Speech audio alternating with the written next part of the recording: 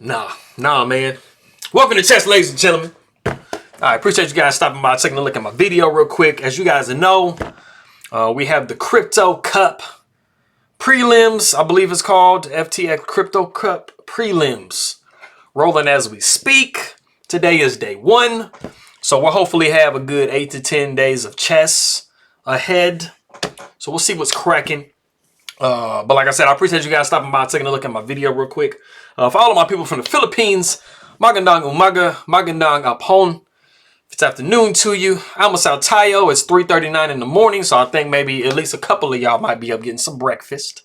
Masaya Kong Makita Kang Muli, Mabu hi to you guys. Appreciate it very much. I will say all of the rest of the languages at the end of the video, so I make sure the intro is not too crazy long. But we do have Wesley Soul versus Alexander Grischuk, also known as Sasha. For anybody who's coming from Russia, I will say Privyet to you, spasibo for coming by and taking a look at my video.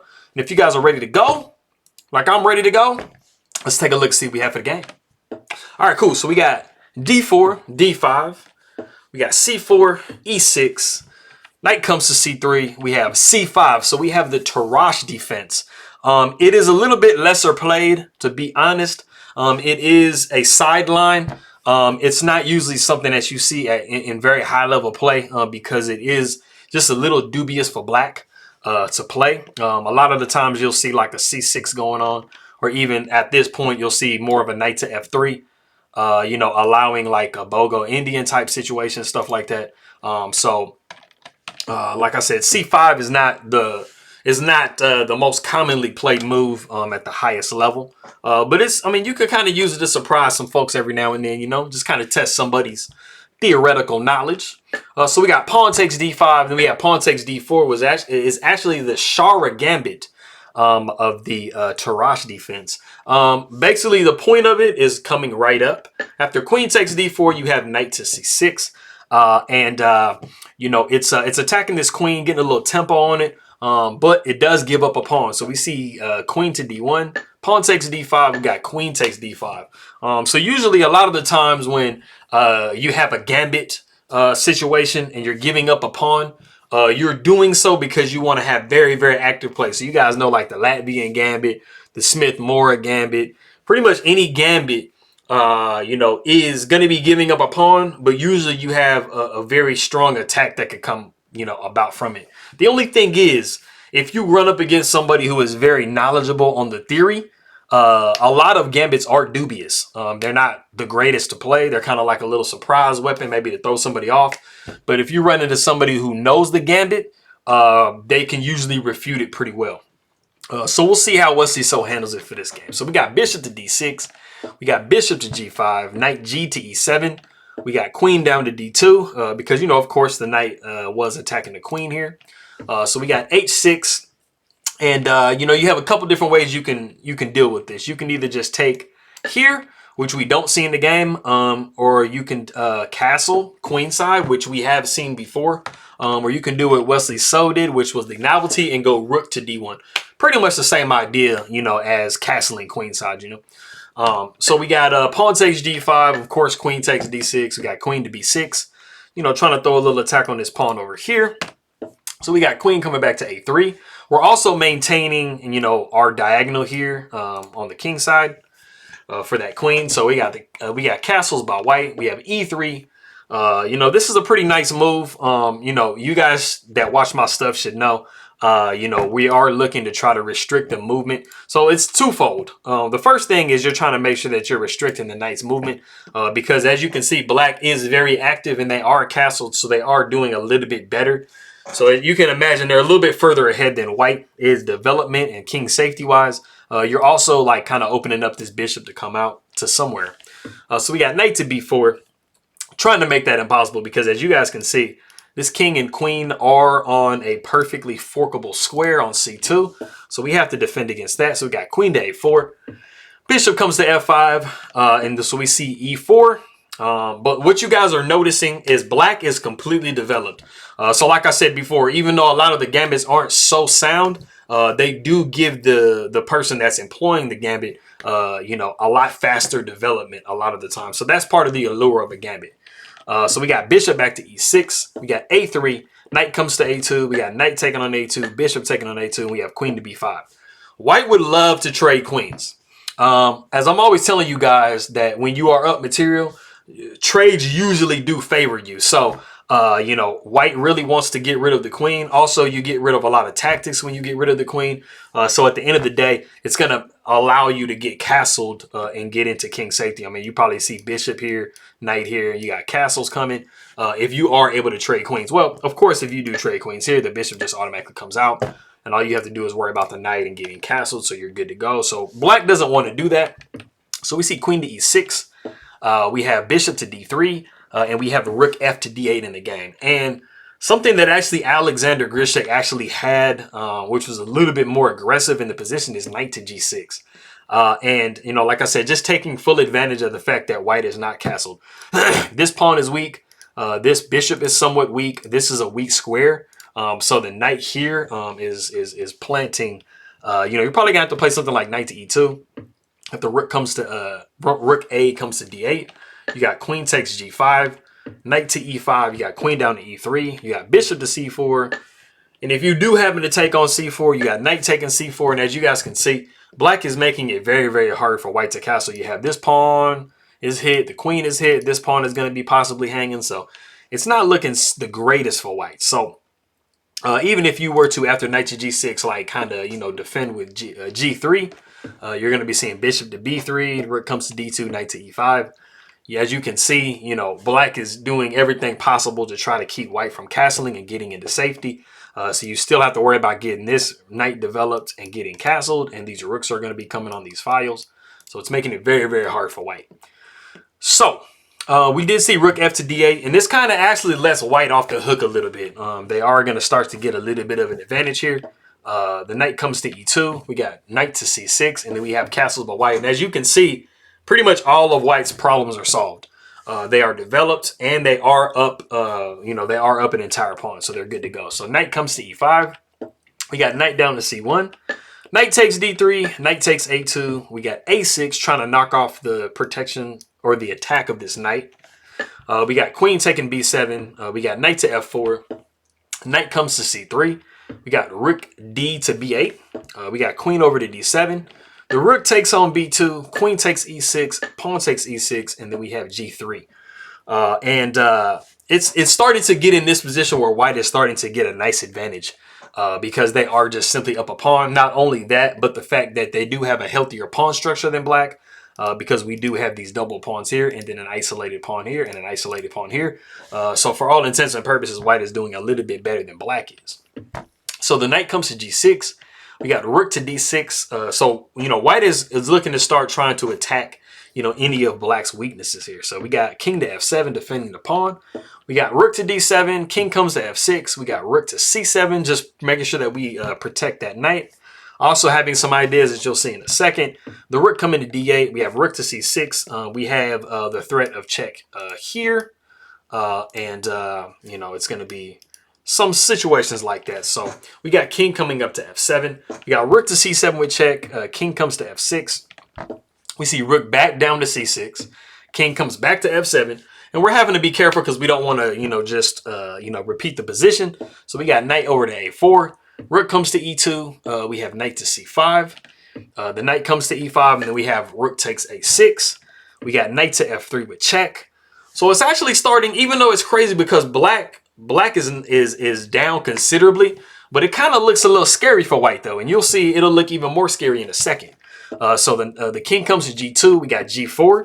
So now we pretty much like, you know, and just pretty much planted and ensconced this knight here on f3. So it's really going to be hard to budge that. So that's a part of the reason why it looks kind of scary because we have rook to a7 with check. The king comes to f6.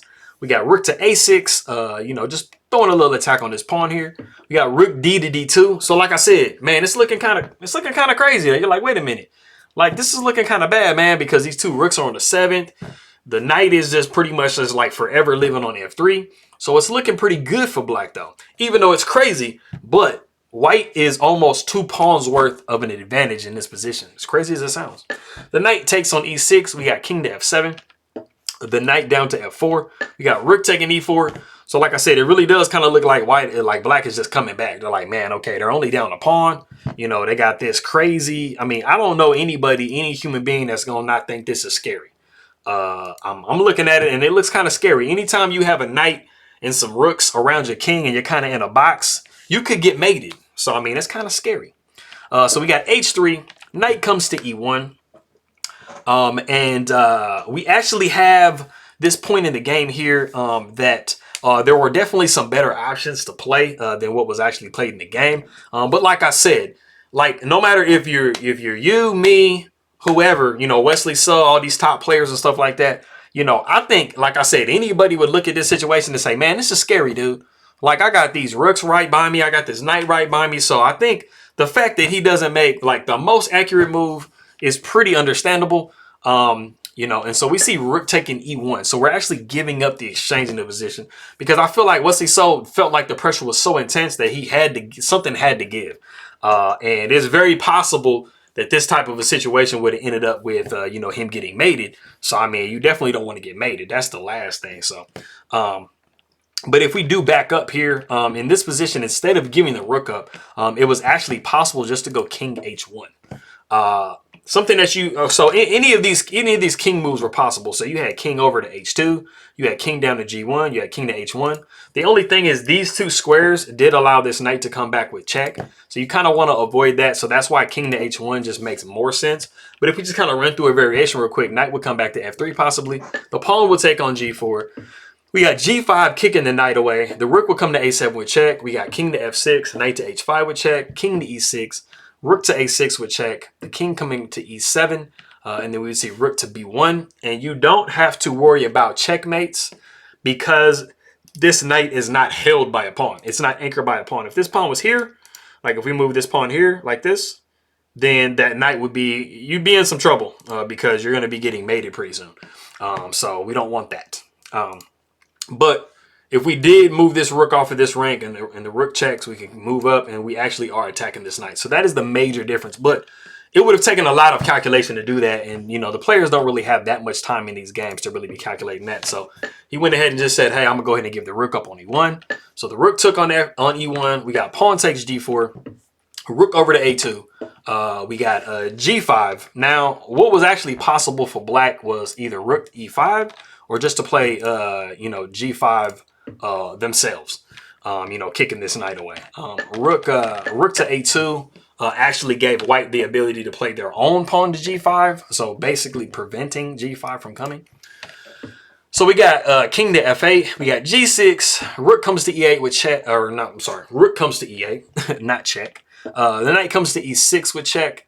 We got king to g8, and then we have rook to a7. Rook to a7, okay. So we've actually come to the point in the game. If you want to go ahead and stop the video and see what move is the best move for black to play, go ahead and do so real quick.